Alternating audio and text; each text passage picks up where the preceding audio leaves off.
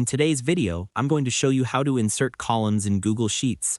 Whether you're organizing data for a project or you simply want to add more analysis to your spreadsheet, this simple step-by-step guide will walk you through everything you need to know. First, open your Google Sheets and go to the spreadsheet where you want to add a column. Once you're there, click on the letter at the top of the column to select it. Then right-click and you'll see options to insert a column either to the left or to the right. Make sure to follow along carefully so you don't miss any details. Next, you can also use the Insert menu at the top of Google Sheets. Click on Insert, hover over Columns, and choose to insert one column to the left or right. The options may change depending on how many columns you have selected, so pay attention to which ones are highlighted. To insert multiple columns at once, click and drag across the column headers to select more than one. Then right-click again or use the Insert menu, and you'll now have the option to insert that same number of columns to the left or right.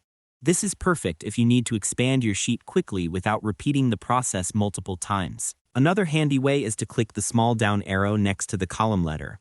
From there, you can insert one or more columns to the left or right, depending on how many you have selected. This gives you a very visual and fast method to add columns exactly where you need them. Once your new columns are in place, you can continue adding as many as you like. If you want to add dozens or even hundreds of columns, select a large range or the entire sheet and use the Insert options. Google Sheets will let you add multiples all at once. This is super useful for large projects or detailed datasets. And that's all there is to it.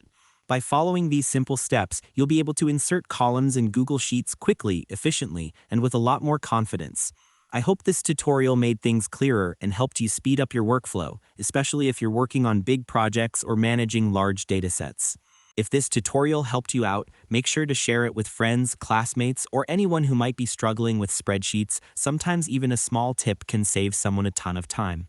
Also, feel free to check out more guides like this so you can keep improving your skills and getting the most out of your tools. Thanks so much for watching, and I truly appreciate you being here. Keep experimenting, keep learning, and keep organizing your data like a pro. I'll see you in the next video.